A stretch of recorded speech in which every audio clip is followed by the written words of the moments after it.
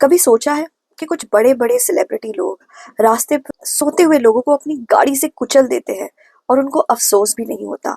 और आप और मेरे जैसे लोग अपनी छोटी छोटी गलतियों को लेकर जिंदगी भर गिल्टी रहते हैं और अपॉर्चुनिटीज को मिस करते रहते हैं। कॉन्फिडेंस की कमी की वजह से हम बहुत सारी अपॉर्चुनिटीज को मिस कर देते हैं, लेकिन कॉन्फिडेंस की कमी का कारण हमारा गिल्ट तो नहीं है।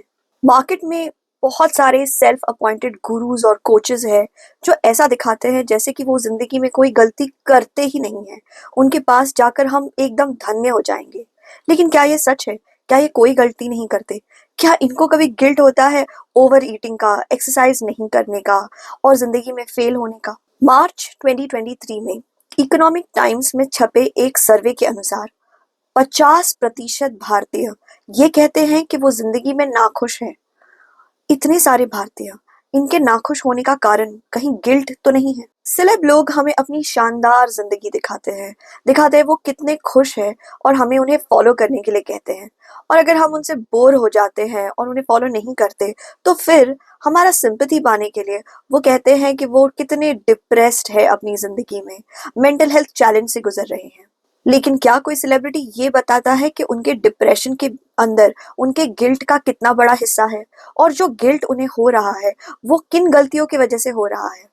कौन सी गलतियों के लिए वो अपने आप को कोस रहे हैं और कौन सी गलतियों के लिए वो खुद को माफ कर चुके हैं? गिल्ट के मनोविज्ञान को अच्छे से समझने के लिए और उससे बाहर कैसे निकलना है ये समझने के लिए इस वीडियो को आखिर तक देखिए। नमस्कार, मैं मनोवैज्ञानिक डॉक्टर मयूरिका दास विश्वास। स्वागत है आपका योर सर्वाइवल मॉडल में। सबसे पहला सवाल, गिल्ट क्या है? सरल है। जब भी हम अपने आइडियल सेल्फ के हिसाब से काम नहीं करते, वो गिल्ट है। आइडियल सेल्फ क्या है? हमारे मन में वो हमारी छवि, वो हमारे कुछ कैरेक्टरिस्टिक्स कि हमें कैसा होना चाहिए। क्या होता है जब हमारे खुद की इच्छाओं के बीच और समाज की हमसे जो अपेक्षाएं हैं उनके बीच कॉन्फ्लिक्ट या लड़ाई शुरू हो जाती है?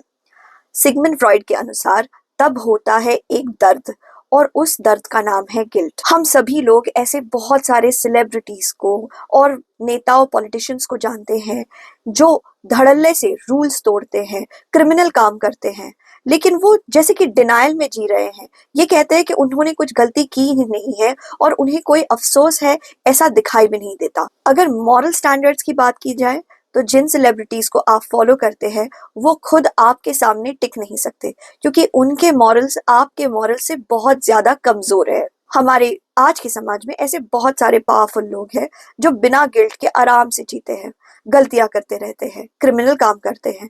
तो अगर बिना गिल्ट के इतना सारा पावर जमा किया जा सकता है तो इंसान में गिल्ट जैसी चीज है ही क्यों, बनी ही क्यों है? एवोल्यूशनरी साइकोलॉजिस्ट के अनुसार जब कोई इंसान समाज के नियम कानून के विरुद्ध काम करता है और फिर उसके बाद उसे अपराध बोध होता है, इसके बाद उस अपराध बोध के वजह से वो अपने व्यवहार में सुधार लाता है। गिल्ट से अपने व्यवहार में सुधार लाना ये समाज के लिए बहुत ज्यादा जरूरी है। इससे सामाजिक मूल्य और ज्यादा मजबूत हो पाते हैं, एक समाज और ज्यादा एकजुट हो पाता है, समाज के सदस्यों के बीच विश्वास और आपसी सहयोग बढ़ता है। तो जिस गिल्ट से बहुत सारे लोगों का फायदा हो, असल में वो गिल्ट बहुत अच्छी चीज है। तो जिस गिल्ट से हम अच्छे काम करने लगते हैं और उससे बहुत सारे लोगों का फायदा होता है, वो गिल्ट असल में अच्छी चीज है। अपने गिल्ट को अपनी ताकत बनाइए, कमजोरी नहीं। क्या आप टॉक्सिक लोगों से मैनिपुलेट होते रहना चाहते हैं जो आपको गिल्टी फील करा के अपना काम निकलवा लेते हैं? अगर नहीं तो इस सेक्शन को आगे सुनिए। टॉक्सिक लोग जानते हैं कि कौन सी बात कहने से आपको गिल्टी फील होने लगेगा।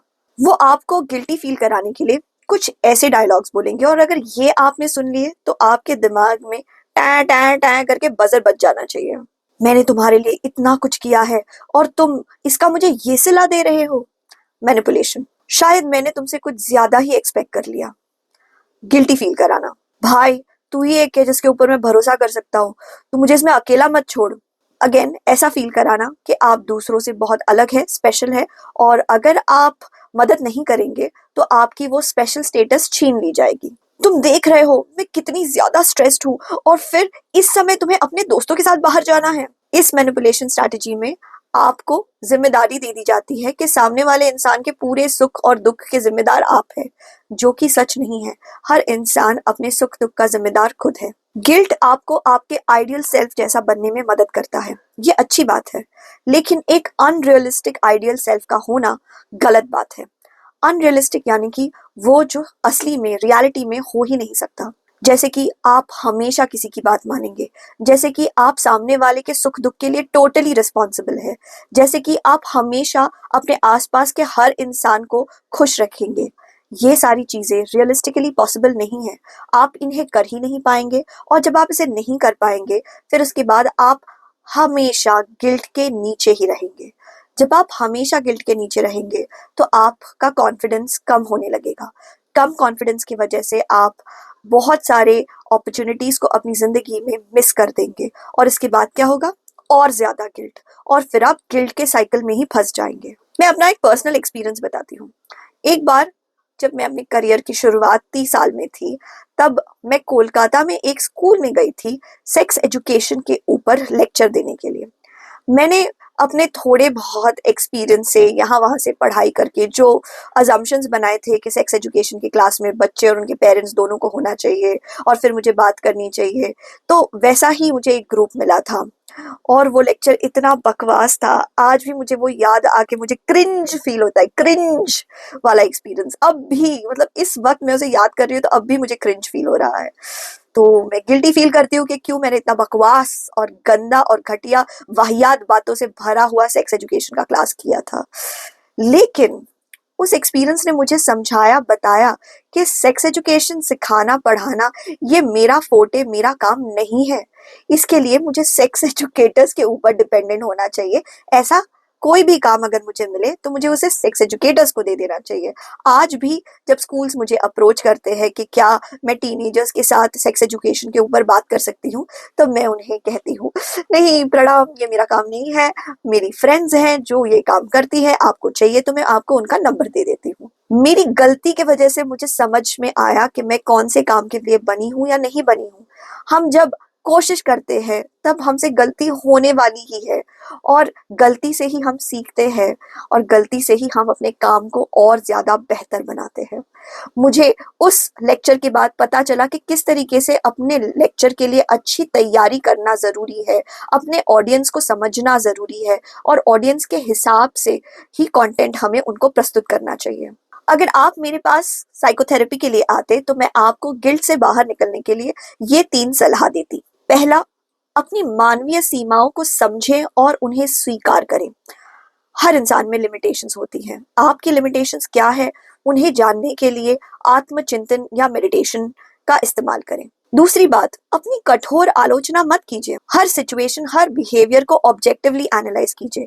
यानी कि अगर कोई चीज गलत हुई है, कोई व्यवहार बुरा हो गया है, तो उसके पीछे सिर्फ आप जिम्मेदार नहीं है, बहुत सारे फैक्टर्स होते हैं। सिचुएशन का क्या रोल था, आपकी थिंकिंग का क्या रोल था, आपके एक्सपीरियंस का क्या रोल था, हर चीज को ऑब्जेक्टिवली समझने की कोशिश कीजिए। तीसरी बात, अपने काम को अपने स्वधर्म के पास ले जाइए। यानी कि खुद को पहचानिए कि आप कौन हैं, क्या करने के लिए बने हैं, और उसी तरीके के कार्य कीजिए, काम कीजिए जो आपके पर्सनालिटी को सूट करता है, जो आपकी जिंदगी के लक्ष्य से जुड़ा हुआ है, जो आपके मॉरल स्टैंडर्ड्स और वैल्यूज के हिसाब का है। स्वधर्म के मनोविज्ञान को समझना एक बहुत गहरी चीज है, और इन सारी चीजों को अच्छे से समझने के लिए चैनल को सब्सक्राइब करना जरूरी होता है। अगर आपको ये वीडियो यहाँ तक देखने में पसंद आया है तो आपकी नहीं जिम्मेदारी है कि आप इसे दूसरों के साथ शेयर करें। आपके मूल्यवान समय के लिए धन्यवाद।